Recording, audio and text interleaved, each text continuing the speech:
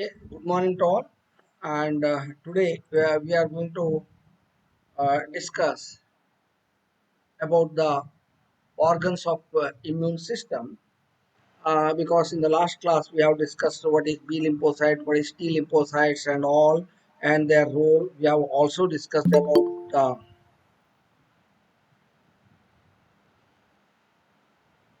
uh, different types of immune system. So that's why today we will move on to the organs of immune system.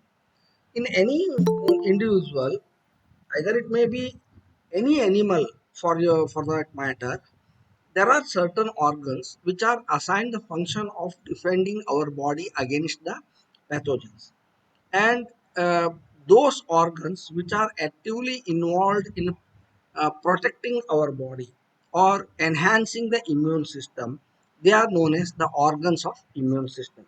There are different organs which together ultimately help us in fighting against the pathogens or any foreign particle that gain entry inside the body. So here, especially these organs are also called as lymphoid organs. Uh, Maybe you may be knowing in the human beings, not only in human beings, even in all mammals, there's a parallel circulatory system. When we talk about the circulatory system, we always talk about the blood circulatory system. But parallel to this blood circulatory system, there is also one more system that is known as lymphatic system. And this lymphatic system and blood circulatory system, both of them are interconnected, undoubtedly. But most of the time, we do not feel the presence of the lymphatic system. Probably only in those time we think about the lymphatic system when we have an infection. Many times you may be knowing when you have an infection or suffering from fever or any other disease, when you go to a doctor, that's a physician, he will usually press near your neck, especially the throat region. Just in the on either side, he will put his fingers and press. Why it is so? Or sometimes you may be uh, having difficulty in walking. There may be a painful thing because in the thigh region there may be some swelling, and if you touch it, mm, may be painful. This is because these are the lymphatic nodes or lymph nodes in common what we call. And when there is an infection, usually there will be inflammation of this lymph nodes will be there. So that's the reason why the physician press near your throat region and just below uh, the uh, lower jaw, and feel if whether there's an inflammation of the lymph nodes. That indicates that if there's a inflammation, that will be painful for you, and even you can feel the presence of that lymph nodes. This is how the doctors confirm that you have an infection. uh, so this lymph node is a part of our lymphatic system. Only during that period we recognize the importance as well as the presence of our lymph system. Otherwise, we ignore that. But remember, parallel to our circulatory system, there is also one more circulatory system, which we call it as the lymphatic system. And this lymphatic system is concerned with, or the main function of the lymphatic system is to provide immunity to the body, or to have a proper defense mechanism for the body. So this lymphatic system includes lot of organs. Those are the part of the lymphatic system or contribute to the lymphatic system. So those lymphatic organs, which are also the organs of our immune system, there are uh, basically two types. One is the primary lymphoid system, and the other one is the secondary lymphoid system. Primary lymphoid systems are bone marrow and thymus, whereas the secondary lymphoid system are lymph nodes, spleen, malt, bursa fabricus. There are many which we will discuss one by one. So these are the primary lymphoid organs are bone marrow and thymus. Actually, these are the two organs which are responsible for the synthesis and generation of the cells of the lymphoid organ. Now we will discuss one by one about that. So the primary lymphoid organs, as you know, the bone marrow and thymus. Uh, Both our T cells as well as the B cells, that the B lymphocytes as well as the T lymphocytes, which are the cells of our lymphatic system, they originate in this bone marrow, and then they undergo proliferation, differentiation, and maturation, and ultimately they become either T cells or B cells. So this primary lymphoid organ, that the bone marrow, uh, is responsible for the origin or the synthesis of uh, proliferation, differentiation, maturation, and even the origin of T cells and B cells. These primary lymphoid organs are concerned with, especially they uh, acquire the antigen specific reception. Uh, so many foreign particles or antigens may gain entry in the body of our body or host body. But our, you know that our T cells and B cells are so specific, they will identify the specific antigen. So for that matter, these T cells and B cells are provided with the specific antigen binding sites on them.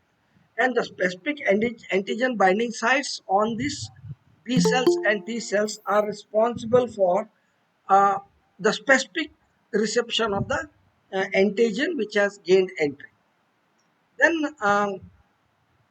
usually the cells, either T cells or B cells, after maturation, they migrate to secondary lymphoid organs, and then they will be kept under circulation.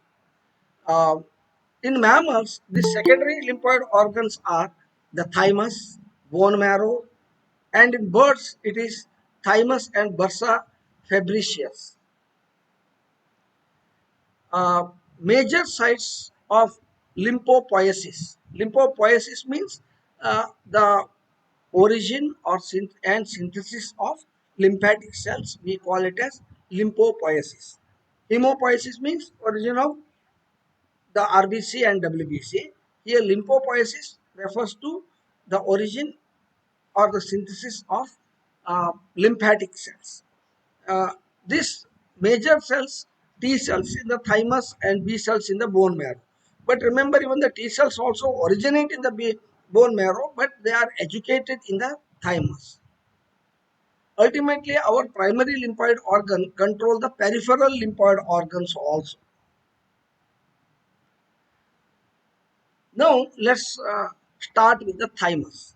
Thymus is also one of the important primary lymphatic organ, and the thymus is a bilobed organ which is situated just above the heart.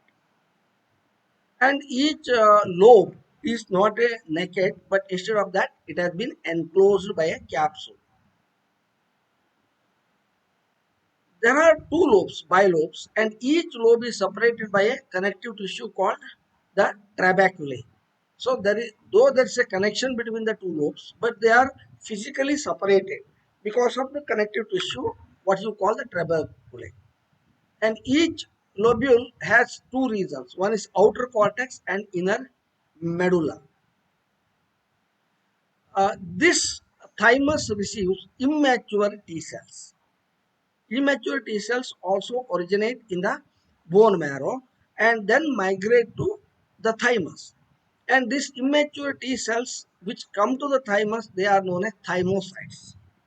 Thymocytes are nothing but the T lymphocytes only, but immature T lymphocytes, we call it as thymocytes when they are presented to the thymus.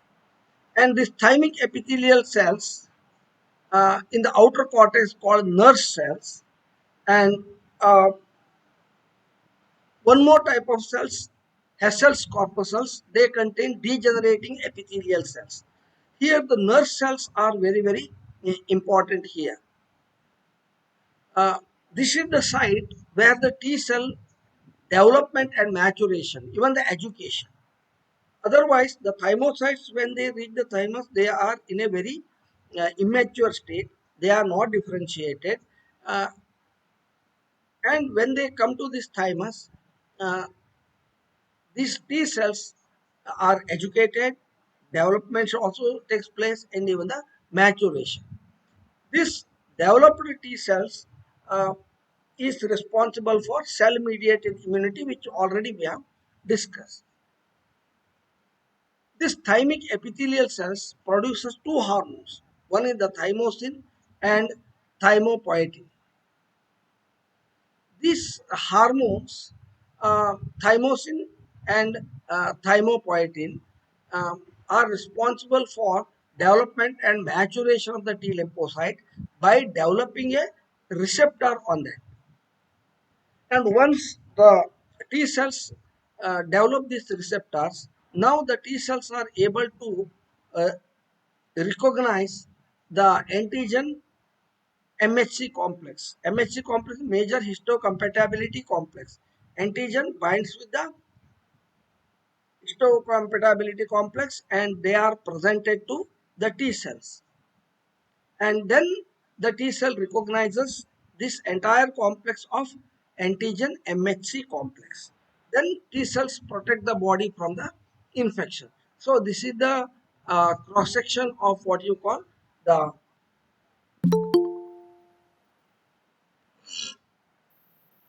thymus. So here you can see the blood cells, cells corpuscles, and these are the nerve cells and thymocytes. See, the thymocytes come to the thymus and there they are maturated, educated, and develops.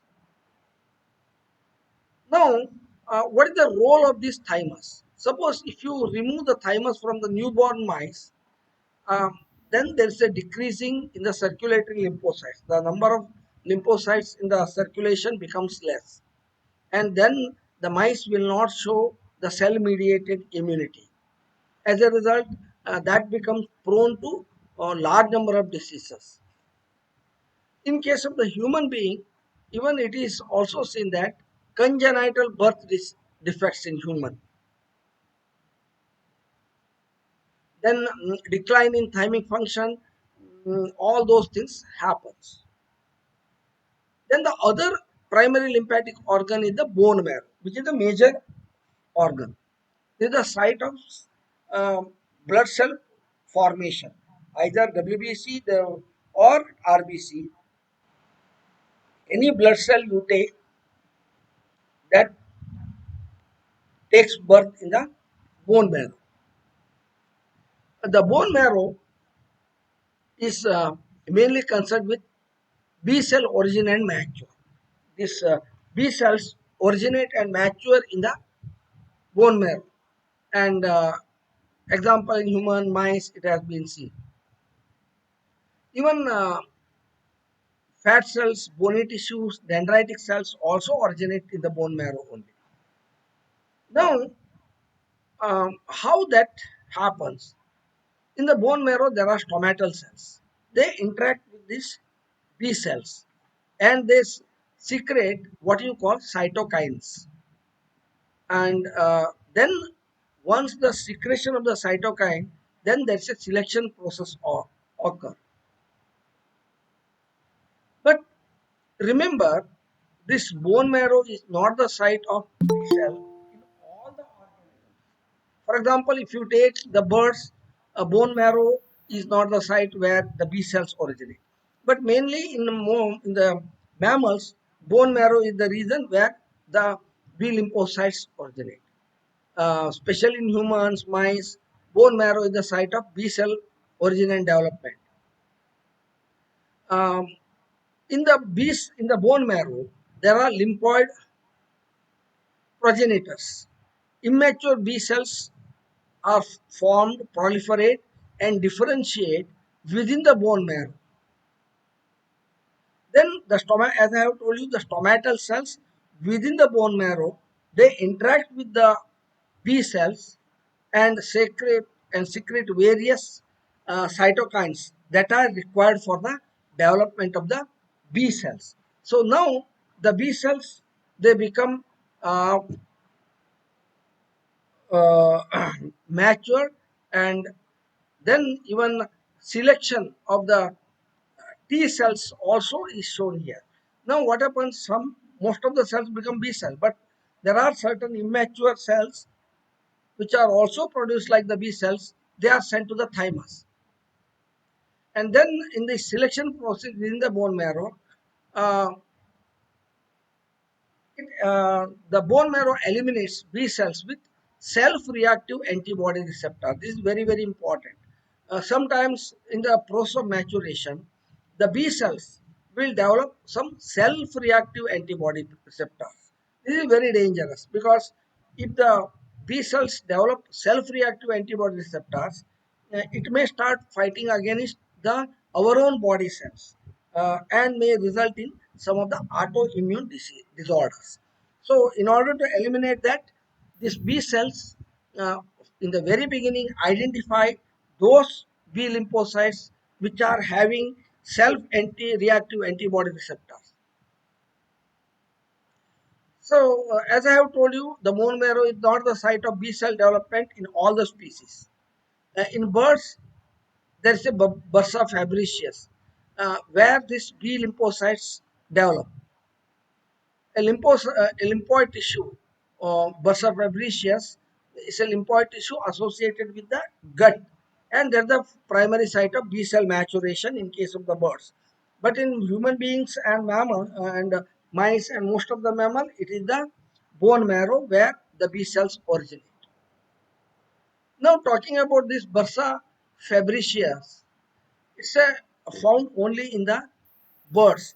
Actually, B lymphocyte, the name B is derived from bursa fabricius, not from bone marrow. Many times, when you ask the students what is B lymphocyte and what is T lymphocyte, they will say that B lymphocyte is the bone marrow derived lymphocyte, and T lymphocyte is the thymus derived lymphocyte. Second part is right. T cell means thymus derived lymphocyte, but B lymphocytes have taken their name from this bursa fabricius, not from bone marrow. Okay, this bursa fabricius, as I have told you, is found in the birds. It's associated with our gut, especially in the intestinal region. There are in the intestinal region on the gut, there are lymph epithelial tissues, especially in the hindgut region of the chicken. And this is the region where the B cells multiply and differentiate into B lymphocytes. This bursa fabricius is responsible for multiplication and differentiation of the lymphocytes into B lymphocytes. It undertakes the immunoglobulin synthesis also. It was first time described in 1621 by Fabricus, by a scientist Fabricus. So that's why it is named after him, and it is known as bursa fabricius. And it is responsible for the humoral immunity in birds. Whereas in mammals it is absent, especially in primates and rodents, you don't see them. But in birds, all birds have this bursa fabricius. So that's why these are the three organs, basically bone marrow and thymus. And if you include the bursa fabricius, which is from the birds, then it becomes three. They are the primary uh, lymphatic organs of our immune system. After this uh, primary lymphatic organs, which are mainly responsible for origin, development, differentiation, and education of the lymphocytes. Uh, Everything takes place or happens in the primary lymphocyte, that is the bone marrow or thymus, or in the bursa fabricius in case of the birds. Once these B lymphocytes and T lymphocytes are formed, educated, trained, then they move to the secondary lymphatic organs or lymph circulation. And these secondary lymphatic organs are the organs in which antibodies are formed actually. This lymphocytes, either B or T, especially the B lymphocytes, is responsible for the production of antibodies. And these are the organs in which antibodies are formed. Not only antibodies are formed, the secondary lymphoid organs are also associated with trapping the antigen. When the antigen gains entry in the body of the host, they are trapped. Not only trapped, uh, then they are recognized also. Even the lymph filtration, the lymph is a fluid in which you can see the lymphatic cells. And when the lymph flows through the secondary lymphoid organ, the filtration of the lymph also takes place. It's a mechanism where the lymph fluids are uh, filtered. And then these secondary lymphoid organs receive immunocompetent cells. That is the primary lymphoid organ for making them an active. This immunocompetent cells, when either the B lymphocytes or T lymphocyte, even when they enter into the secondary lymphatic organs, they are not fully capable of tackling the antigen. So they are immunocompetent cells, but not fully differentiated. Uh, Here, the secondary lymphoid organs make them active. The secondary lymphoid organs are mainly the spleen, lymph node, and mucosa associated lymphoid tissues. These are the three important secondary lymphoid organs.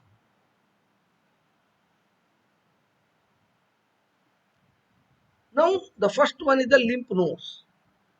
Lymph nodes, they are solid encapsulated bean shaped structures seen in the armpit, mesenteries. In armpit also you can see, in the mesenteries, just in the neck region. So these are solid encapsulated bean shaped structure. They are capsulated and basically they are bean shaped structures. And here these lymph nodes are the network which are packed with lymphocytes, macrophages, dendritic cells. This is the reason, this is the location where the lymphocytes, macrophages, and dendritic cells take rest or remain there permanently.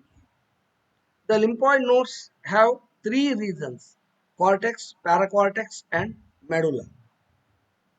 Uh, if you take the cross section of any lymphoid node, the outermost layer is the cortex. And this cortex contains lymphocytes, macrophages, even follicular dendritic cells. All are arranged in a primary follicles. In a follicles, these lymphocytes, macrophages, and follicular dendritic cells are arranged. And this cortex, the lymphoid tissues are organized into structures, what you call lymphoid follicles. And within this primary lymphoid follicle, the lymphocytes, macrophages, and dendritic cells are arranged. These lymphoid follicles are activated by the presence of an antigen. When the antigen comes and reaches the lymph nodes, the lymphatic follicles are activated by them. And the antigen and primary follicular dendritic cell and resting B cells, all of them get activated. Then immediately this primary follicle develops into secondary follicle.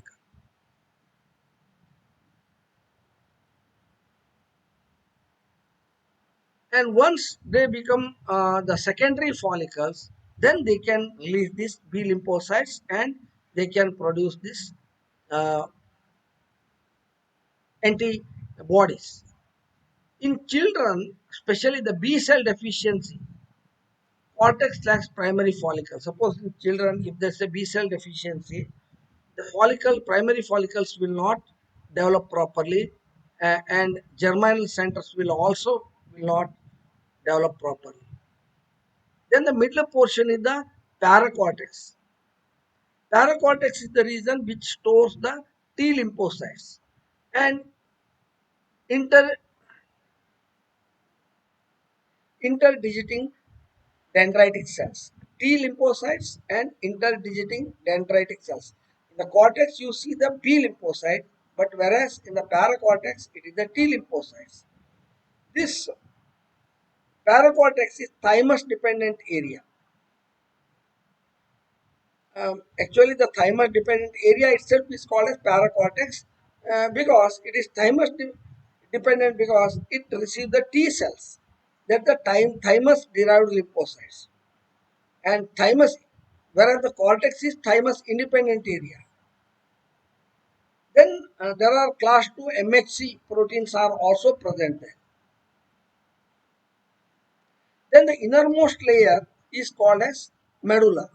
See, this is the structure of the lymph node. This is the cortex, and this is the paracortex, and this region is the medulla region. The inner region is the medulla region, and in the cortex region, see, you can see the B cells and the secondary follicle with germinating centers, and all those things are there. But whereas in the paracortex, uh, you see the paracortex, this is the T cell area,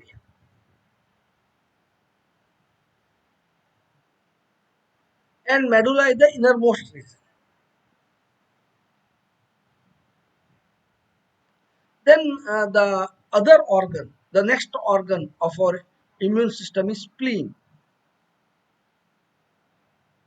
Spleen is also a bean-shaped organ, usually found in the abdominal left side of the abdominal cavity. And major function of the spleen is filtration of the blood and trap the blood-borne antigens. If the antigens gain entry into the blood circulatory system, then the spleen trap those antigens.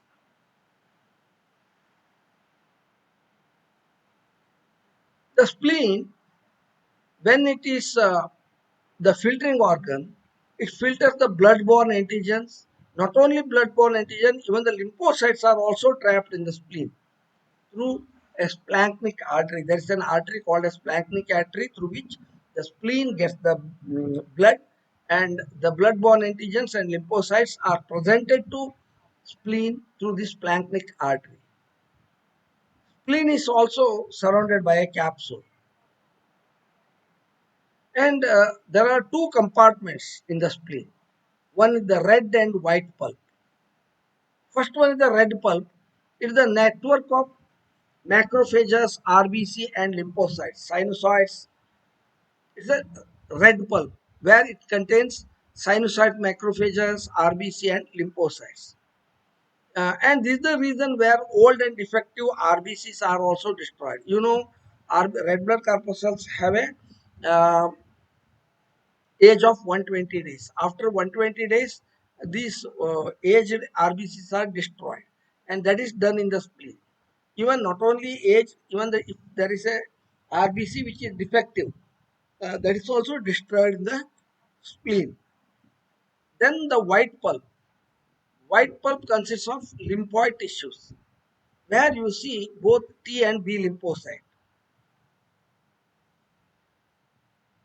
And this white pulp, which contains T and B lymphocytes, uh, is surrounded by branches of splanchnic artery, forming a PALS, that is per arteriolar lymphoid sheet. This splanchnic artery forms a sheet-like thing surrounding the white pulp, and that is known as per arteriolar lymphoid sheet, or PALS. Especially in the marginal zone located peripheral to PALS pulse, that is the site of lymphocytes and macrophages. This is how the spleen appears. The splanchnic artery, see, and splanchnic vein. This is the red pulp and this is the white pulp. Red pulp and white pulp. The entire this is surrounded by the capsules. The spleen plays a very important or a major role in mounting immune responses to the antigens in the bloodstream system. I have already told you spleen is concerned with the filtration.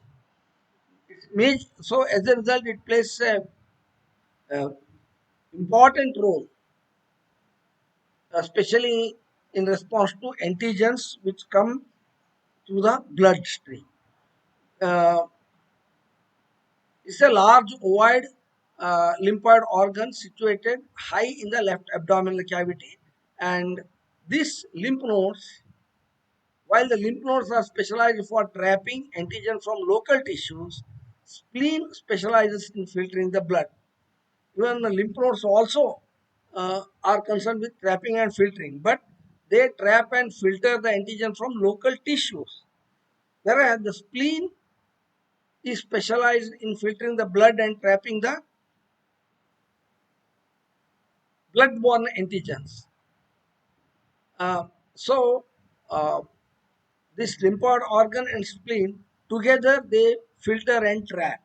Where the lymphoid organs trap the antigen in the neighboring cells and tissues, but spleen, whatever the antigen that are found in the blood circulation, they are trapped.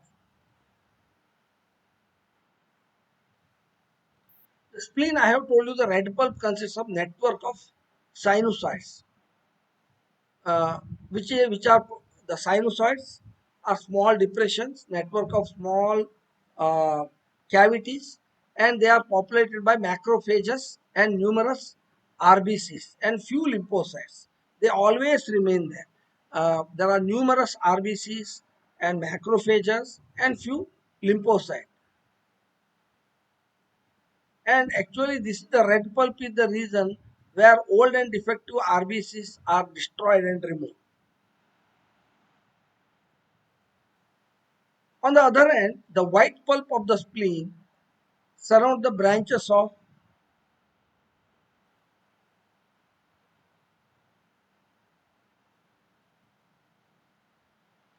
uh, the splenic artery, forming what you can call pulse, which I have already told you.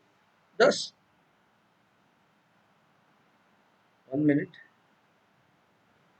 1 minute, there was no problem.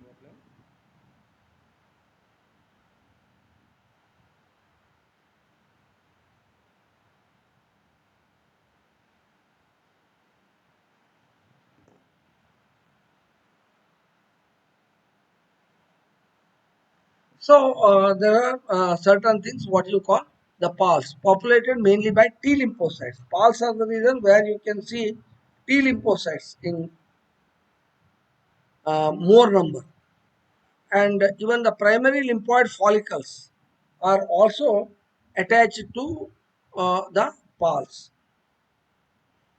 ಕೇಳ್ತಾ ಇದೆಯಾ?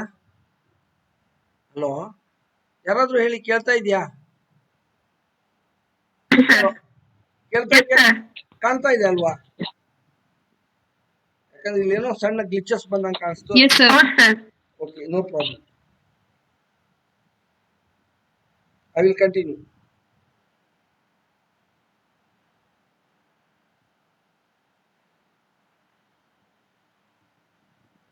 So, in children,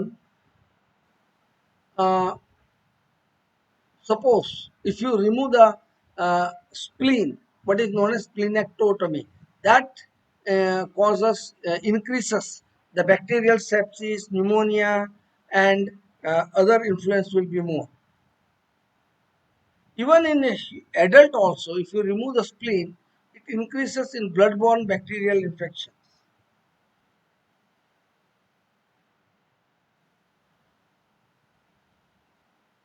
So this is about the spleen. Then we can move on to the mucosa associated lymphoid tissues, which are popularly called as MALT, mucosa associated lymphoid tissues. In short, it is called as MALT. So these are the lymphoid tissues in mucosal epithelial surface.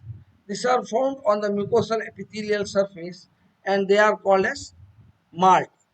And here they are responsible for antibodies are formed by the plasma cells, which we have already told you. The plasma cells under the influence of B cells can form these antibodies, especially the nasal associated lymphoid tissues. There are many lymphoid tissues. One is the nasal associated lymphoid tissue. It is in the back of the nose and palate and even at the base of the tongue and tonsils. The main function of this lymphoid associated mucosa associated lymphoid tissue is to handle the airborne microbes, because when you respire along with the air there will be a lot of microbes which may gain entry through your nasal cavity. So that's why they are called as nasal associated lymphoid tissues. The tonsils also defend against the antigen which enters through the nasal or oral route, because we can get the air inside either through nose or uh, oral or through mouth. So both of them the tonsil handle them. Even that filters respiratory, urogenital and gastrointestinal intestinal tract, GI tract, gastrointestinal tract, all of them are protected from these airborne microbes because of these tonsils, because they are having mucous membrane, and this mucous membrane is a very effective barrier. It is not showing any specific immunity, but whatever the pathogens, antigens that come, that have been trapped by mucous associated lymphoid tissue, that is the MALT. Another major MALT is the Peyer's patch. Another, this one is the Peyer's patch. Peyer's patch, it is found in the ileum region of the intestine. Round patches like this of lymphoid nodes are seen, and these round patches develop into secondary follicle in the germinal center, and antigen transport by specialized M cells, especially the pockets of M cells, B cells, T cells. M cells mean macrophages, uh, and these M cells are located in individual inductive sites. These are the Peyer's patch that develops into secondary follicle in the germinal center. And when the antigen which is transporting by the M cells, by the pockets of M cells, uh, then they are properly tackled. So, especially antigens are transported across the mucous membrane by M cells. And once they come there, it will activate the B cell in follicle. And B cells differentiate into plasma cells, which all of you know. And this plasma cell secretes immunoglobulin A class of antibody. And this immunoglobulin A class of antibody can transport across the epithelial cells. Then this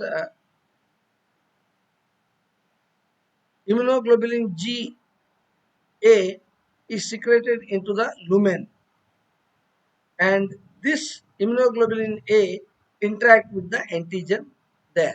So this is how you can expect. This is the B cell receptors, this is the dendritic cells, and this is where you can see the uh, in the gut, this entire portion is called as Peyer's patch, where which has both B cells and T cells. and that secretes the immunoglobulin A. And immunoglobulin A, they are tackled by these plasma cells. See, this is where you see the M cells, and here you have the macrophages, B cells, and this is the pocket. Uh, these are the organs of our immune system. This is the body where all these uh, primary and secondary lymph nodes, lymphatic organs are situated. This is the bone marrow. Bone marrow, especially in the large bones, either thigh bone or uh, the waist bone, where the bone marrow is responsible for this hemopoiesis, origin of both RBC, WBC, and lymphocytes. Then in the this is where you can see the thymus just above the heart.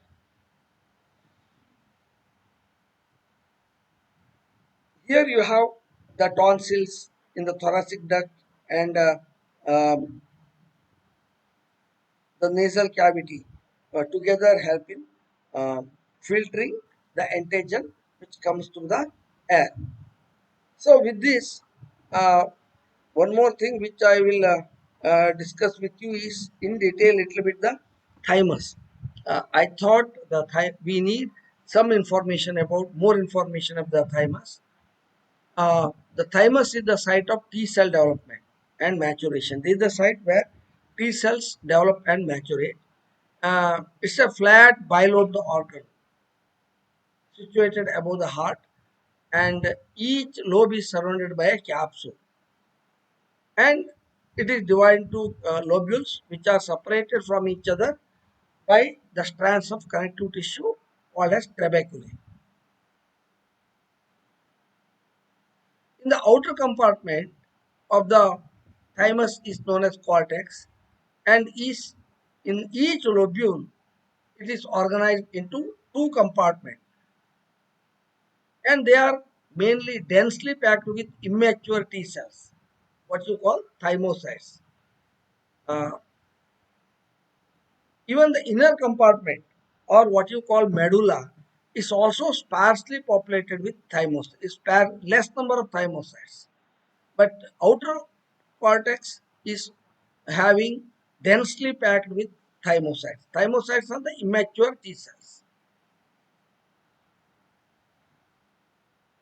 Many of these stromal cells, which are found in the thymus, they interact with this physically interact with the developing thymocytes, and uh, some thymic epithelial cells in their outer cortex, they have specialized cells called as nerve cells, which have a long membrane extension that surround as many as 50 thymocytes. Actually, the thymocytes are packed or surrounded by this nerve cell and forming a large multicellular complexes.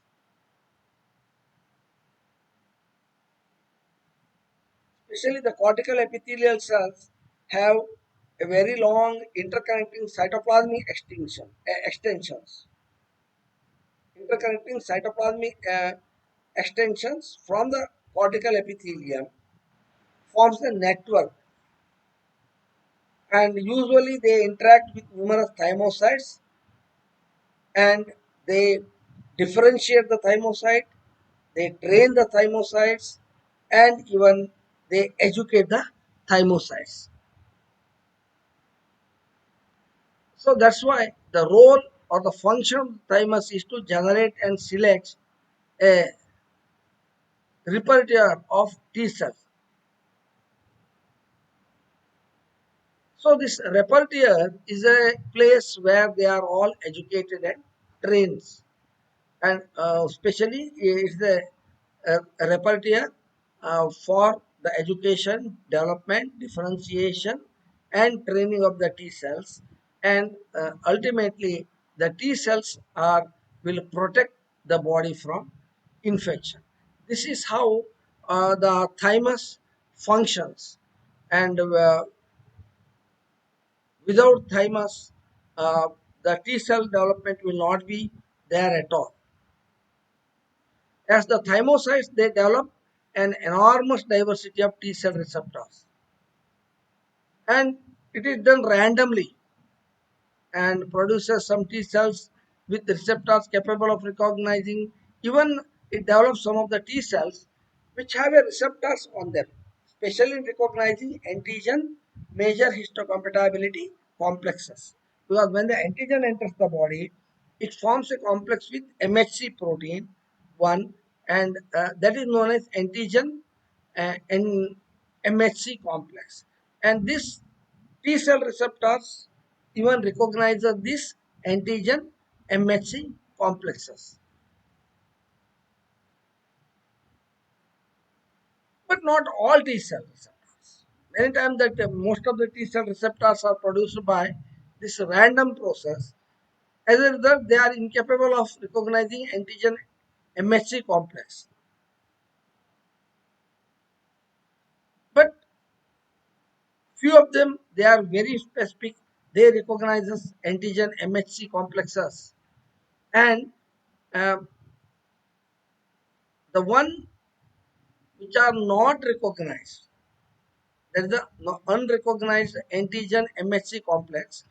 A small portion of this reacts with the combination of self antigen and MHC complexes. That's what I have told you. Sometimes this antigen, self antigens, means the proteins of our own body combines with MHC complex and produces the autoimmune disorders, where the antigen MHC, self antigen and MHC complex, so together they will orchestrate immune reaction in the body, and that results in what you call autoimmune disorders. Even the thymus induces the death of those cells, those T cells that cannot recognize antigen MHC complexes. Sometimes because of the during the process of formation of these T cells, they do not possess proper receptors.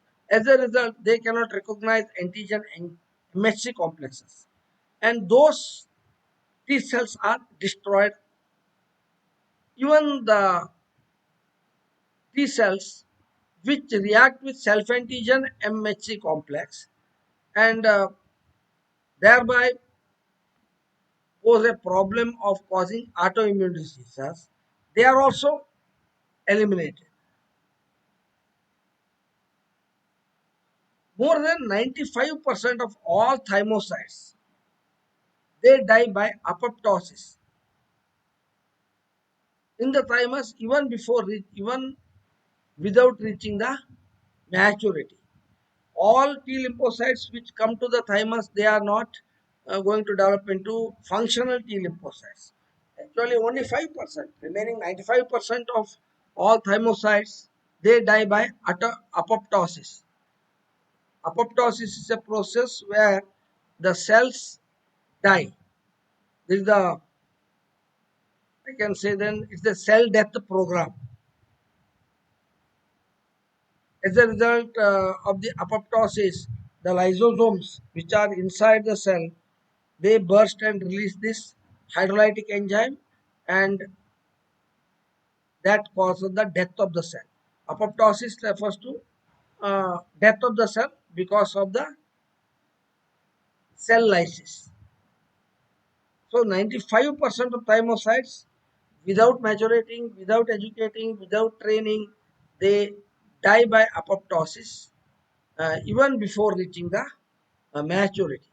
So this is what I wanted to discuss with you as far as the organs of immunity that have been uh, put for your syllabus. ಏನು ಗೊತ್ತಾಯ್ತಾ?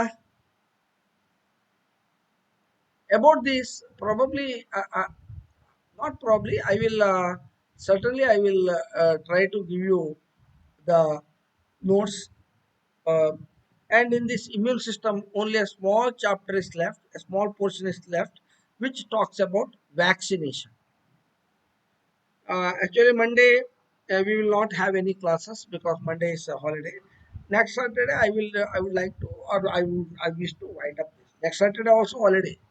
I don't know. Next 1 week we will not get classes, but I don't know in between if Sureka madam doesn't turn up, then I may try to engage one or two of her classes, and then we can complete this in the next week. So, ಕೇಳ್ತಾ ಇತ್ತಾ ಕಾಣ್ತಾ ಇತ್ತಾ? Hello, Yes, sir. ಏನಾದ್ರು Yes, problem sir. ಇತ್ತಾ?